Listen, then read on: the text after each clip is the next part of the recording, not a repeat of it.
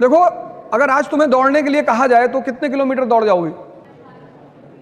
1। लेकिन क्या तुम्हारी क्षमता सिर्फ 1 किलोमीटर दौड़ने की है? नहीं, नहीं ना। अगर आज मैं तुमसे दौड़ने के लिए कहूं तो तुम सिर्फ 1 किलोमीटर दौड़ पाओगी, ऐसा तुम कह रही हो।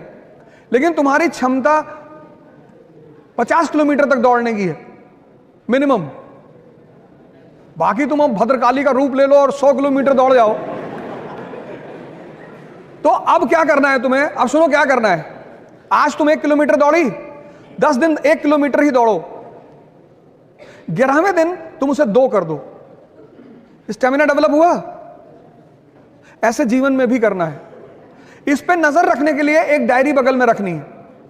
ये सब चीजें मैंने अभी कहा ना कि कुछ लोग क्या करते हैं, पहले दिन सारी ताकत झोंक देते हैं, ताव में कोई काम नहीं करना है। सीखने में टाइम लगता है, चाहे वो साइकिल चलाना सीखना हो और चाहे पढ़ना सीखना हो, उस टाइम तुम्हें देना ही पड़ेगा। साइकिल चला लेती हो? पहले दिन चलाने लगी थी? नहीं। जब तुम सीख जाओगी, अब तुम सीख गई तो हाथ छोड़ के भी साइकिल चला रही हो। एक डायरी अपने पास रखो, उसमें अपना नाम लिख के अपना डेवलपमेंट ग्राफ बनाओ और उस डायरी को भगवान की तरह पूजा करो उसकी। तुम्हारा शेड्यूल नहीं टूटना चाहिए। जैसे आज तुम्हें मूवी देखने जाना है तो तुम जाओ, लेकिन कल अगर तुम्हारा मूवी का शेड्यूल नहीं है तो भगवान भी अगर उतर के तुमसे कहे मूवी देखना जाना है तो तुम्हें नहीं जाना है। इसलिए बचपन में स्कूल में हमें एक बड़ी प्यारी चीज मिली थी, डायरी। डायरी मतलब डिसिप्लिन। तो ये काम करो, डायरी बनाओ और अपनी स्टेमिना को अपने हिसाब से आगे बढ़ाते चली जाओ। कितने सारे लोग हैं जो तैयारी कर रहे हो। कुछ लोग तो 5-5 साल 10-10 साल तैयारी करते हैं। इलाहाबाद में मैं सेमिनार ले रहा था, एक साहब बैठे हुए थे सेमिनार में, तो मुझे लगा किसी लड़के के गार्जियन है, पेरेंट्स हैं। तो सेमिनार खत्म हो, मेरे सामने आया, मैंने कहा भाई साहब नमस्कार। बोले नमस्कार सर, नमस्कार। बोले सर एक बात पूछ रही थी। मैंने कहा जी बताएं। बोले एनसीईआरटी पूरी पढ़नी है। मैंने कहा आपका बेटा भी आया है, बच्चा भी आया है? कि नहीं नहीं, मेरे भी यूपीपीसीएस में 2 अटेम्प्ट बचे हैं। पाषाण काल से तैयारी कर रहे हैं। कुछ तो उम्र ज्यादा थी और कुछ शायद परेशानियों ने उम्र को बढ़ा दिया था। तैयारी 1 साल होती है बस, उसके बाद कोई तैयारी नहीं होती। सबसे पहला काम आप ये करिए कि आप अपने इस दिमाग को जिंदा करिए। जिस चीज के सामने आप पढ़ते हैं कम से कम उसे जानने की कोशिश करिए। कितनी बार आप रिक्शे पे बैठे होंगे, लेकिन अगर मैं अभी इस क्लास में पूछ लूं कि रिक्शे की शुरुआत किस देश में हुई, तो शायद इस क्लास में बैठा हुआ कोई व्यक्ति बताएगा। क्यूरियोसिटी तो खत्म ही कर दी आपने, जो ज्ञान की मां कही जाती है, क्यूरियोसिटी। बहुत सारे लोग आप कंपटीशन की तैयारी करेंगे, वो तैयारी एक दिन की नहीं है। कोचिंग तो तैयारी का एक बहुत छोटा हिस्सा है, बहुत छोटा। कोचिंग का रोल कितना? आरती मेरी बात सुनो एक बार प्लीज। आरती अभी रिश्ता खत्म।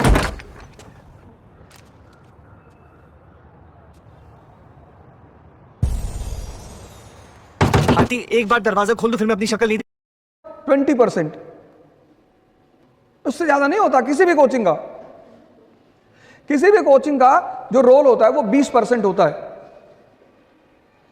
आज तो मतलब ऐसा लग रहा है कि सब कुछ कोचिंग ही कराएगी, इसलिए जो 90% कोचिंग के भरोसे जाते हैं वो बैठे ही रहते हैं। सिर्फ 20% रोल कोचिंग का होता है। वो कौन सा रोल होता है? जब आप किसी परीक्षा में जाते हैं तो उस परीक्षा की एक आवश्यकता है, उसकी एक संरचना है, उसका एक तरीका है। अब भीष्म पितामह से बहुत सारे लोग लड़े, उनको नहीं पता था कि शिखंडी को सामने खड़ा करना है। अगर उनको पता होता तो वो भी हरा देते भीष्म पितामह को। अब रावण से बहुत लोग लड़े, उनको नहीं पता था कि मारना कहां है। अगर एक बच्चे को पता होता कि रावण की जान नाभि में है, डाल के घुमा देता। किसी परीक्षा का एक अप्रोच होता है। आईएएस में प्रीलिम्स क्या है, मेंस क्या है, इंटरव्यू क्या है। कोचिंग आपको इस पैरामीटर पे पढ़ाती है, बस पहला काम ये करती है। दूसरा जो सबसे बड़ा काम करती है, जो उसका सबसे इंपॉर्टेंट काम है, वो है आपको 1 साल डिसिप्लिन में रख के तैयारी कराती है। आपको पता है कि आज क्लास में जाएंगे, आज 3 घंटे में ये चैप्टर पढ़ाया जाएगा। जो सर अभी कह रहे थे कि मैंने अपने किसी वीडियो में कहा कि जो आदमी होमवर्क करेगा, होमवर्क का मतलब कंसोलिडेशन। आज के युवाओं में जो सबसे बड़ी कमी पैदा हो गई है, ज्यादातर उन्होंने मनन करना छोड़ दिया है। मनन और अध्ययन मनन के बिना निरर्थक है। और मनन आपका छीना किसने? कुछ समय तक तो टीवी ने छीना, और ये जो जहर आप हाथ में लिए हो, बड़ा अच्छी कंपनी है एप्पल। एक एप्पल हजरत आदम ने खाया था, तो जन्नत से जमीन पर आ गए थे। एक आप खा रहे हो। कोचिंग सिर्फ 2 काम करेगी। एक, आपको उस परीक्षा की संरचना से अवगत कराएगी कि साहब प्रीलिम्स में ऐसा होता है, इस तरह के क्वेश्चन बनते हैं, मेंस में ऐसा होता है, इंटरव्यू में ऐसा होता है। और दूसरी चीज, आपको पूरे साल डिसिप्लिन रखेगी।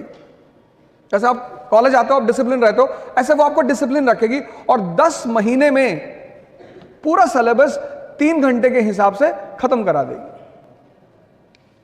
और उस 10 महीने में आपकी मुलाकात कुछ अनुभवी टीचरों से होगी जो उस विषय के लूप होल्स को समझते होंगे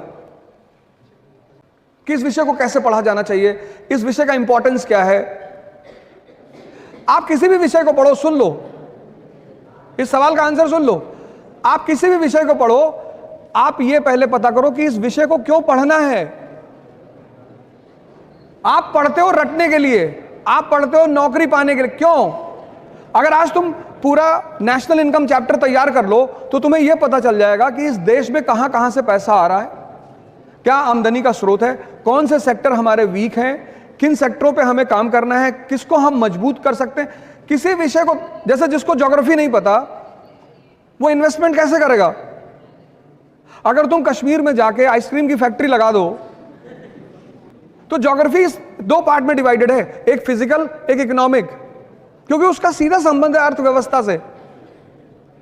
आज तक औद्योगिक क्रांति अफ्रीका में नहीं हुई। बड़ा पैसा आया अफ्रीका में, मार्शल प्लान से पैसा आया, मोल्टोवा प्लान से पैसा आया, लेकिन वहां औद्योगिक क्रांति नहीं हुई क्योंकि वहां इंफ्रास्ट्रक्चर का साधन नहीं है। 98% अफ्रीका प्लेटो है, नदियां वाटरफॉल बनाती हैं। I is equal to I, infrastructure is equal to industry. जहां इंफ्रास्ट्रक्चर नहीं होगी वहां इंडस्ट्री की संभावना ही नहीं होगी। 1853 में पहली रेलवे लाइन बिछी कहां? मुंबई में।